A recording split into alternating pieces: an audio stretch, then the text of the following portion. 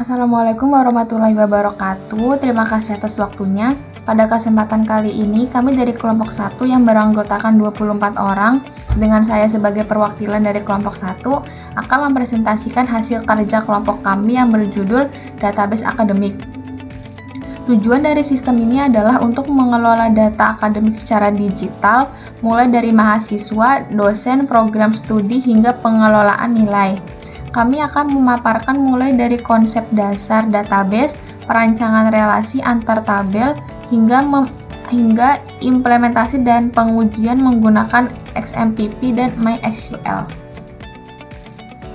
Pengertian database dalam dunia pendidikan. Database sangat penting karena dapat membantu institusi dalam mengelola data mahasiswa, dosen, mata kuliah, jadwal, dan nilai. Dengan menggunakan sistem database yang terintegrasi, proses administrasi akademik menjadi lebih cepat, akurat, dan minim kesalahan.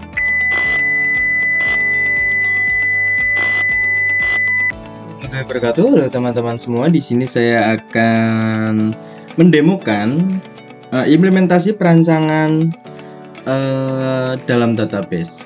Ini untuk mata kuliah sistem basis data. Jadi yang pertama, kita masuk dulu ke database yang mau kita ubah kayak gitu loh dalamnya. Jadi langsung saja kita masuk ke database-nya, yaitu kita gunakan DB Akademik yang sudah kita siapkan sebelumnya. Oke, database sudah terpilih. Lalu selanjutnya kita lihat di dalam database DB_Akademik ini ada tabel apa aja sih? Dengan cara tulis show tables di koma. Ya, kita lihat di sini di dalam database DB Akademik itu terdapat tabel dosen, kelas, KRS mahasiswa, mata kuliah, nilai, program studi, dan user. Untuk yang pertama, kita akan melakukan transaksi isi data program studi. Tapi sebelumnya, kita lihat dulu nih, isi dari tabel program studi itu apa aja. Lalu, kita akan menginsert data. Jadi langsung saja, kita lihat, kita pilih data program studi dengan slide bintang from dari tabel program studi. Jadi tidak boleh salah ketik di sini ya, titik koma. Enter. Nah, sudah terlihat nih. Di dalam tabel program studi ini terdapat ID prodi dan nama prodi. Dengan isinya yaitu seperti ini. Dengan ID prodi 5349. Itu nama prodinya sistem informasi. Langsung saja kita insert. Kita menambahkan data, yaitu dengan insert kemana info program studi value. Isinya apa? Ini untuk isinya itu kita harus urut dengan ditambahkan tanda petik 1. Kita mau menginsert ID-nya dulu. Dengan ID-nya 5445. Lalu nama prodinya apa? Misal teknik elektro. Ketik lagi, kurung tutup, titik koma.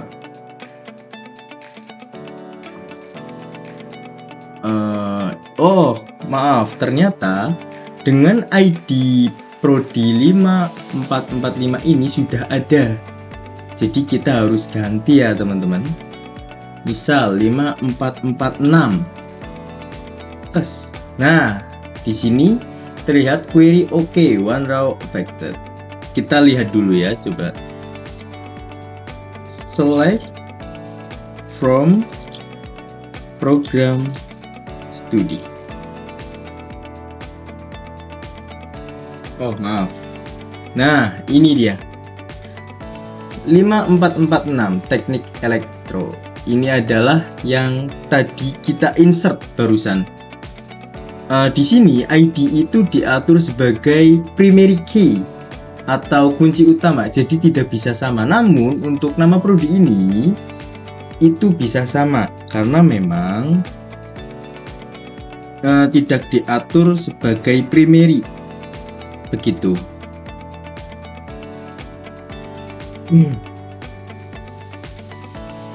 Lalu selanjutnya kita akan melakukan transaksi di mata kuliah. Kita lihat dulu nih sebelumnya, di tabel mata kuliah ini isinya apa aja sih, yaitu dengan mengetik select bintang from mata underscore kuliah di koma, kita enter. Nah, sudah terlihat nih di sini.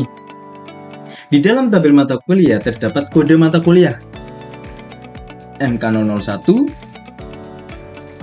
kodenya dengan nama mata kuliah basis data 3 SKS di semester 2. Lah, sekarang kita akan melakukan transaksi nih dengan cara kita menginput data. Itu dengan caranya itu seperti tadi. Kita insert into kemana? Tabel mata kuliah. Dengan isi apa? Value.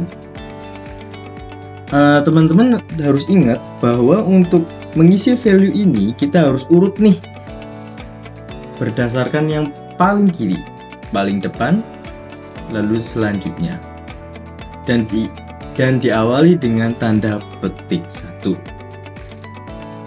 Kita lihat kode MK-nya. Nah, kita insert MK 004. Ingat bahwa primary key itu nggak bisa sama, jadi harus berbeda.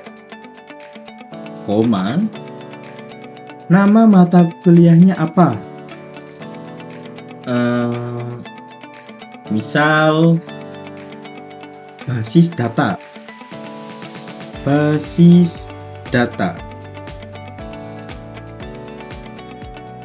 Lalu kita tulis lagi SKS-nya misal 2 dan ada di semester 2, kurung tutup, titik koma. Ya, di sini sudah terlihat query OK. Ini berhasil dimasukkan ke dalam tabel. Nggak percaya? Kita lihat tabel mata kuliah. Itu select from, nama tabelnya apa? Mata underscore kuliah, titik koma. Lihat, sudah masuk MK004 basis data.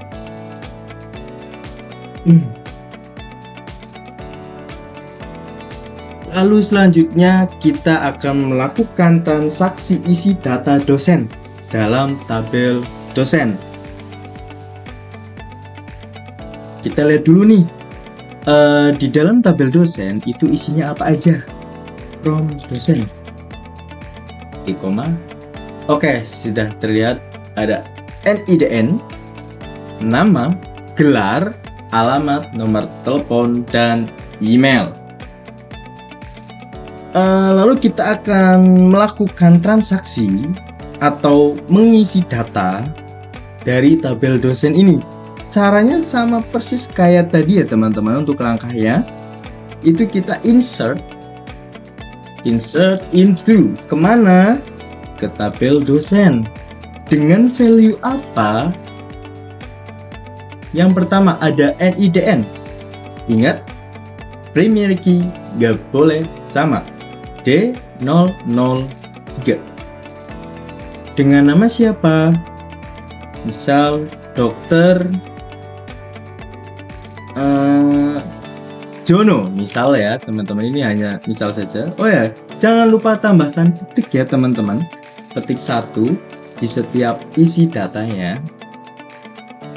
Lalu gelarnya apa? Kita bisa samakan aja S kom titik koma M titik com titik jangan lupa. Lalu alamatnya di mana? Misal di Jalan titik Pramuka. Oke, dengan nomor telepon misal 08123 546 879. Ketik jangan lupa. Lalu dengan email misal jono@gmail.com. Oke, titik kurung tutup dan titik koma. Terlihat query oke, berarti data berhasil dimasukkan. Masih nggak percaya? Kita lihat tabel dosen. Oke. Nah, terlihat nih data yang tadi kita tambahkan barusan sudah masuk ke dalam tabel ya, dengan NITN D003 dengan nama Dr. Jono, gelarnya S.Com M.Com dengan alamat di Jalan Pramuka, nomor telepon 081235468879 dan emailnya jono@gmail.com. Lalu selanjutnya kita akan melakukan transaksi untuk tabel kelas. Kita lihat dulu di tabel kelas ini isinya apa aja sih? Oke, seperti biasa kita lihat from kelas. Nah, sudah terlihat nih ID kelas A1.11 dengan kode mata kuliah MK002, NIDN-nya D001, tahun ajaran 2025-2026, semester 2. Kita akan menambahkan data dengan cara seperti tadi, persis sama teman-teman, insert into kelas dengan value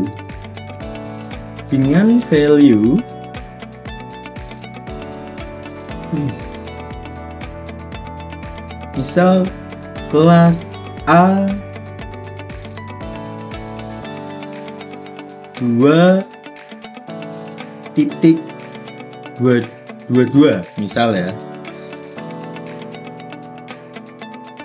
Lalu dengan MK-nya, kode mata kuliahnya MK 003.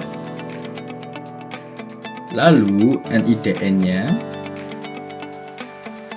D002. Tahun ajaran kita samakan aja tahun ajarannya ya, 2025-2026. Untuk semesternya juga kita samakan di semester 2, kurung tutup, titik koma. Nah, sudah terlihat query oke. Masuk berarti ya. Masih nggak percaya? Kita cek ya teman-teman sekalian. Itu dengan select bintang from dari mana? Tabel kelas, titik koma. Nah, terlihat kan ID kelasnya yang baru kita tambahkan A2.22 dengan kode mata kuliah MK003, NIDN D002. Kita lihat tahun ajaran 2025-2026, sama ya, di semester 2. Sekarang selanjutnya di tabel mahasiswa. Misal ada mahasiswa baru yang mau mendaftar nih, kita mau menginput nih data mahasiswa barunya. Kita lihat dulu isi dari tabel mahasiswanya. Pro mahasiswa. Titik koma.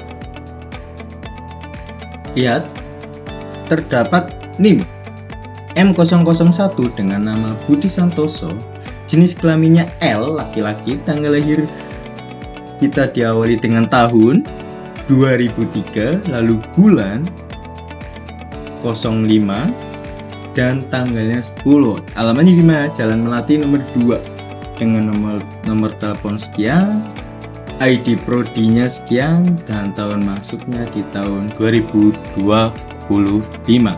Oke, kita akan coba menginput data mahasiswa baru ini.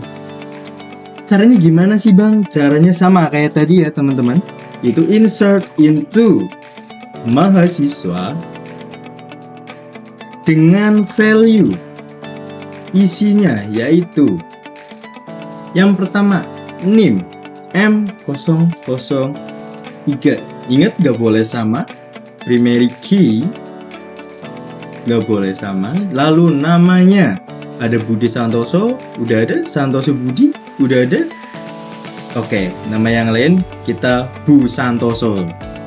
Bu Santoso ini misal saja ya teman-teman, ini gabungan dari Budi Santoso dan Santoso Budi.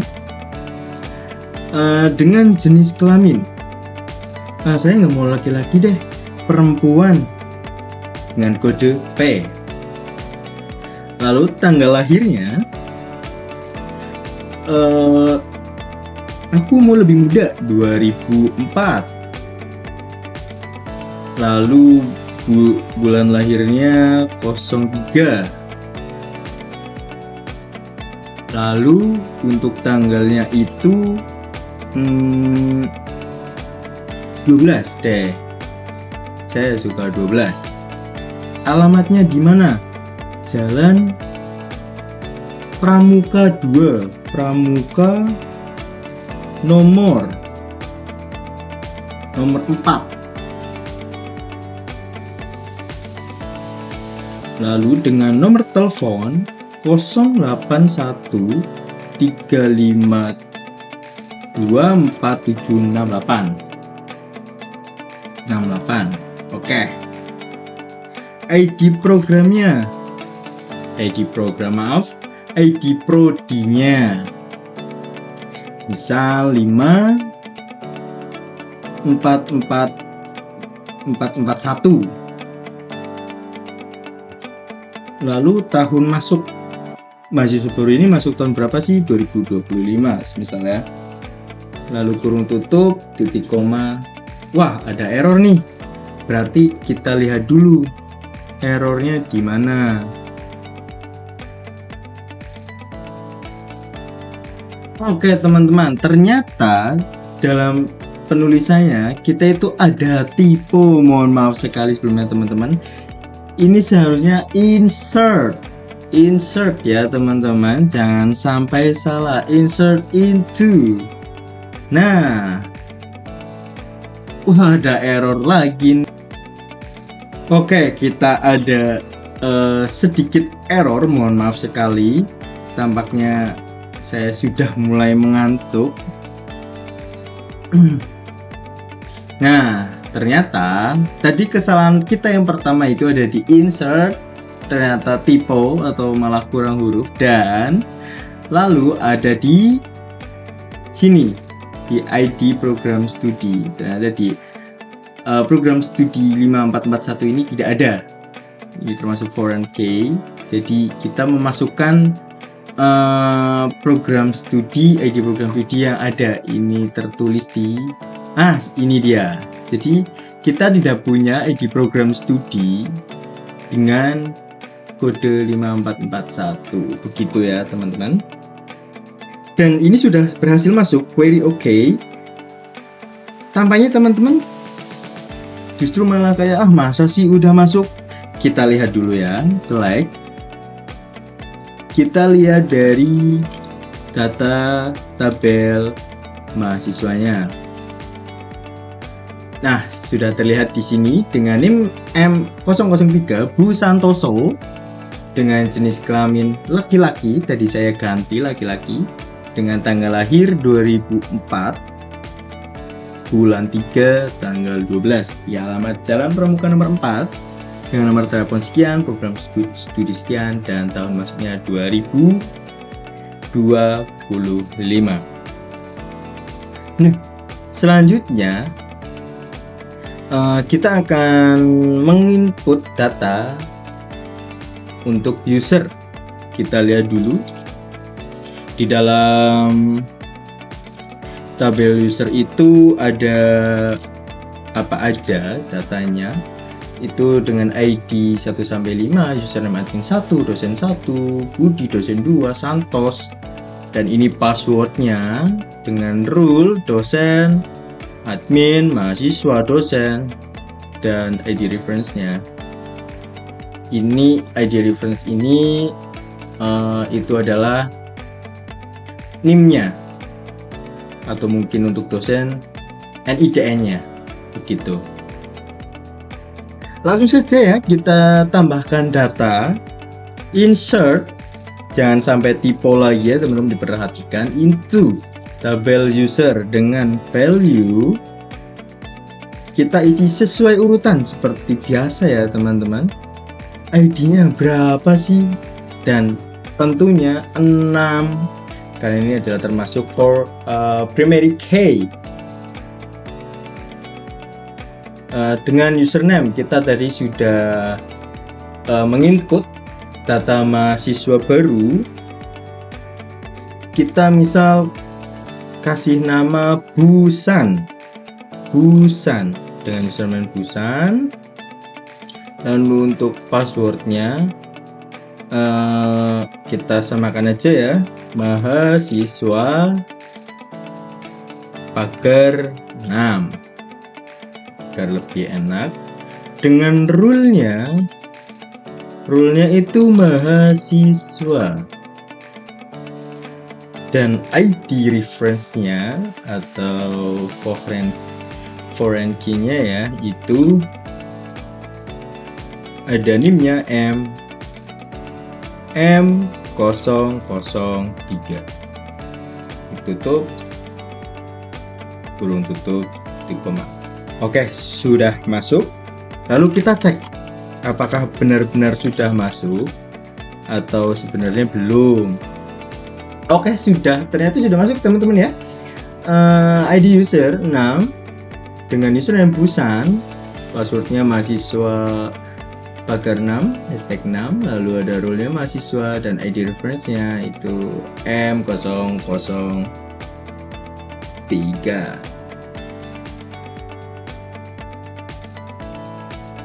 Begitu ya teman-teman.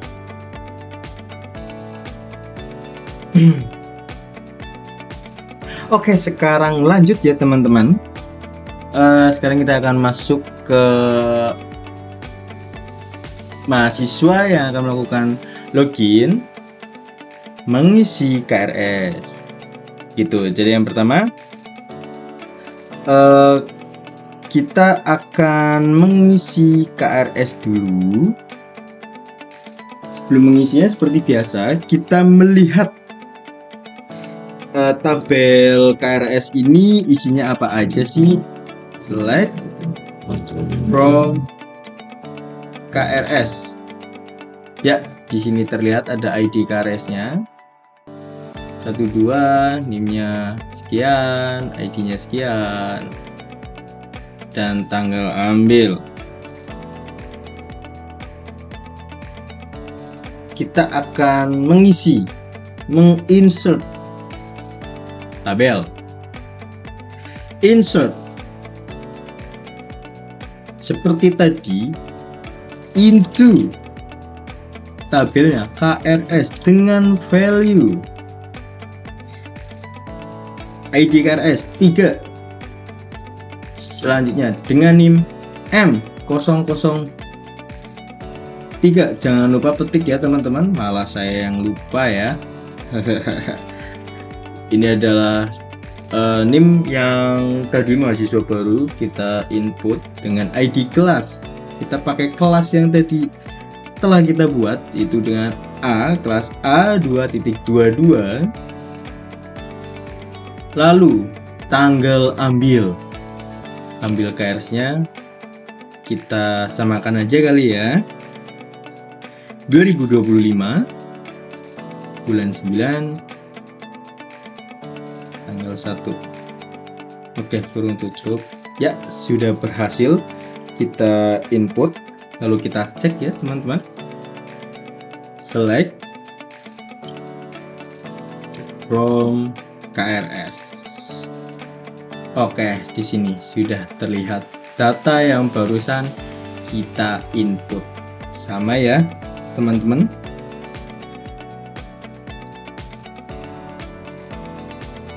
Oke, lanjut teman-teman. Sekarang tadi kita barusan yang kode ini kita berperan sebagai mahasiswa di mana kita mau mengambil KRS nih. Seperti ini. Lalu selanjutnya kita sebagai dosen, di mana dosen ini akan menginput nilai dari mahasiswa-mahasiswanya. Untuk menginput nilai, kita akan lihat dulu nih seperti biasa tabel untuk nilai ini isinya apa aja sih. Nah, sudah terlihat di sini ID nilai 12, ID KRS ada 12. Lalu ini itu nyambung dengan tabel-tabel yang lain. Jadi teman-teman jangan asal isi karena memang ini saling berkaitan. Oke. Langsung saja kita input aja kali ya teman-teman, yaitu insert into nilai dengan value. Ada ID nilai 3, lalu ID KRS. Kita ambil urut dari sini saja ya. Ada yang 3 yang barusan kita input. Lalu kita tulis nilai angkanya, kita pakai nilai yang tinggi 98.00 semisal ya, dengan nilai huruf A dong pastinya. Nah, terlihat query OK one row affected, itu menandakan bahwa berhasil diinput. Lalu kita lihat select from nilai titik koma. Nah, sudah terlihat ya teman-teman, data nilai yang barusan kita input dan ID nilai 3, ID KRS nya 3, nilai angkanya 98,00 dan nilai hurufnya A. Jadi cukup sekian demo dari saya. Terima kasih. Wassalamualaikum warahmatullahi wabarakatuh.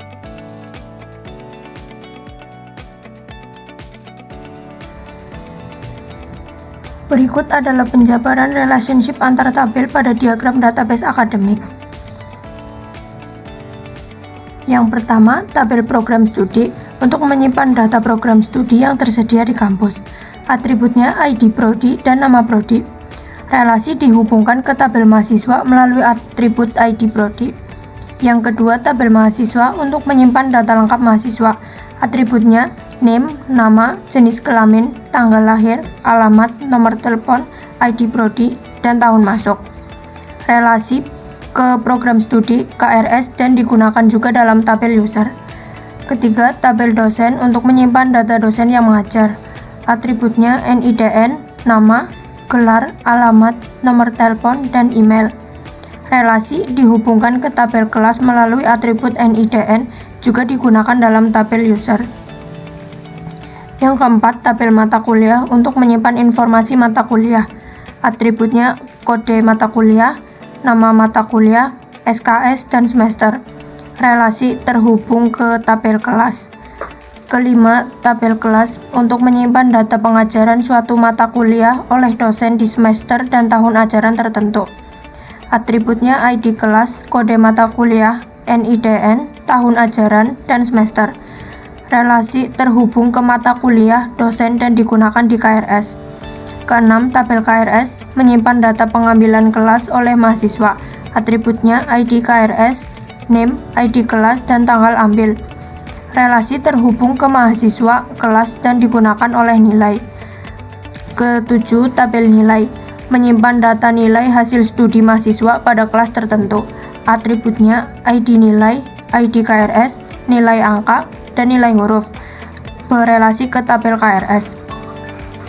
Ke-8, tabel user untuk menyimpan data login pengguna seperti admin, dosen, mahasiswa. Atributnya ID user, username, password, role, dan ID referensi.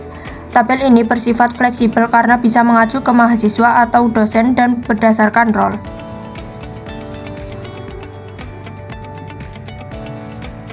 Diagram ini menggambarkan sistem akademik yang terdiri dari mahasiswa, dosen, kelas, KRS, dan nilai. Setiap entitas saling berhubungan dan saling mendukung proses akademik seperti pengambilan mata kuliah dan penilaian. Tabel user mengelola login untuk peran yang berbeda. Sebagai penutup, dapat kami simpulkan bahwa sistem database akademik yang telah kami rancang bertujuan untuk mempermudah proses pengelolaan data akademik secara digital dan terstruktur. Melalui perancangan relasi antar tabel yang saling terhubung, mulai dari data mahasiswa, dosen, mata kuliah, hingga KRS dan nilai, sistem ini diharapkan mampu meningkatkan efisiensi dan akurasi dalam pengelolaan data di lingkungan akademik.